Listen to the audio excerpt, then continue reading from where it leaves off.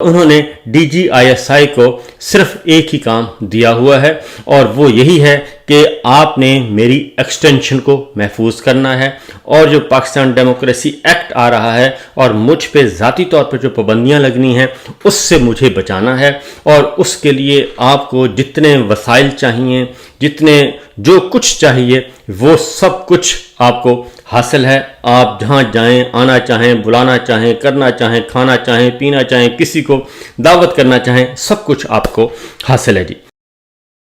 یہ ان کو ٹاسک دیا ہوا ہے، اور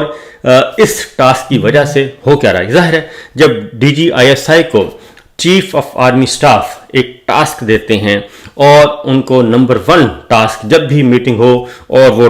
آپ چھوٹی سی ایک ڈائری ہوتی ہے، اس کے ٹاپ پہ ایک ہی پرائورٹی لکھی ہو کہ آپ نے یہ کام کرنا ہے، اور اس کو ٹاسکنگ دینا کہتے ہیں۔ ظاہر ہے D G I S I جب پھر نیچے جاتے ہیں تو وہ اپنے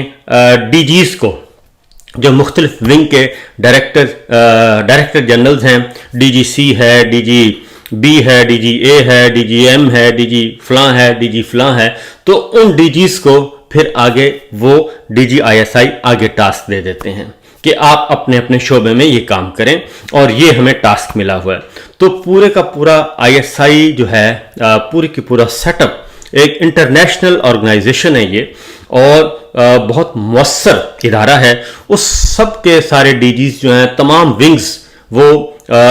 اے سے لے کے ڈی جی اے سے لے کے ڈی جی ایم تک، سب کے سب ڈی جی ایس تک، وہ سب اسی کام پہ لگے ہوئے ہیں۔